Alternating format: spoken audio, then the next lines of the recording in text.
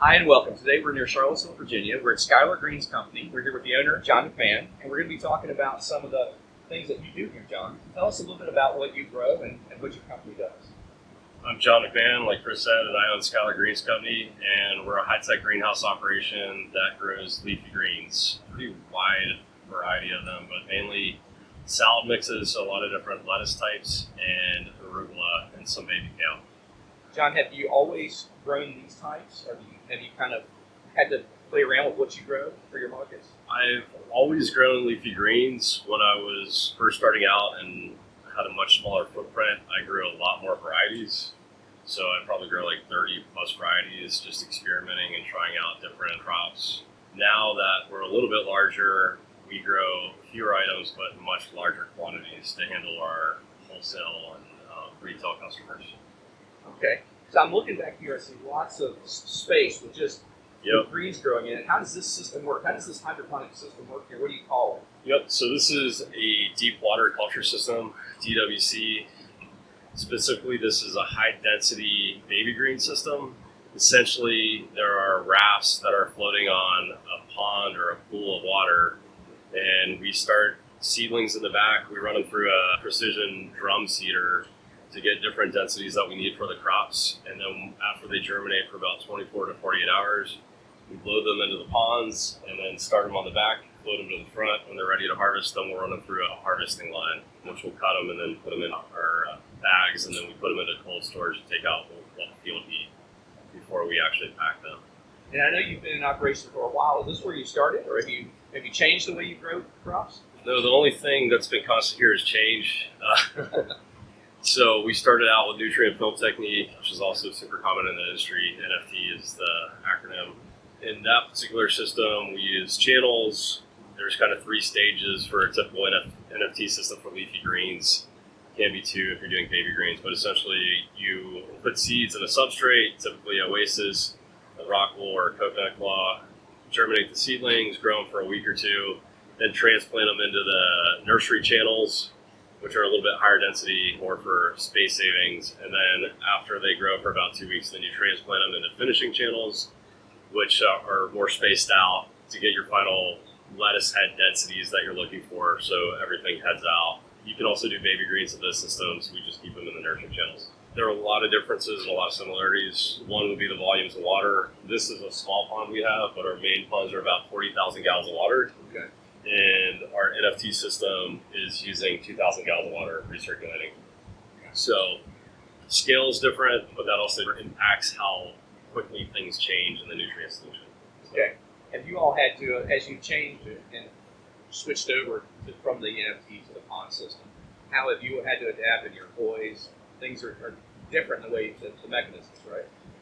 I think for leafy greens and lettuce in particular, automation is critical for commercial growers. And I think there's a few different reasons. One is it's just because there's this outside perspective of greenhouse or vertical farms as just being like no labor and just fun and look really interesting. But it's actually a lot of work, and it's still farming, and it's still tough. And so we've tried to automate all the processes within the greenhouse that don't really add a lot of value and that are pretty repetitive, because it makes it a lot easier on my team.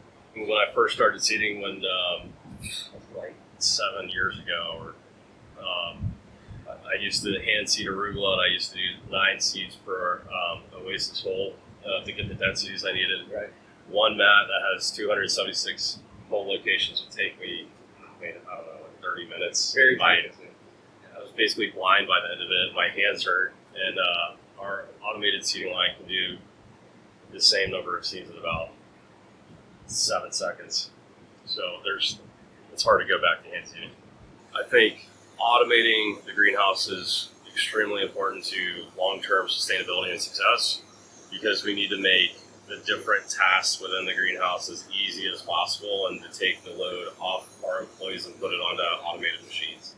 That we don't get burnt out like constantly cutting heads of lettuce, or we take out the monotony, or we try to automate the monotony. It seems like also you tend to stay on the cutting edge of things, probably marketing and production wise. I think that's important.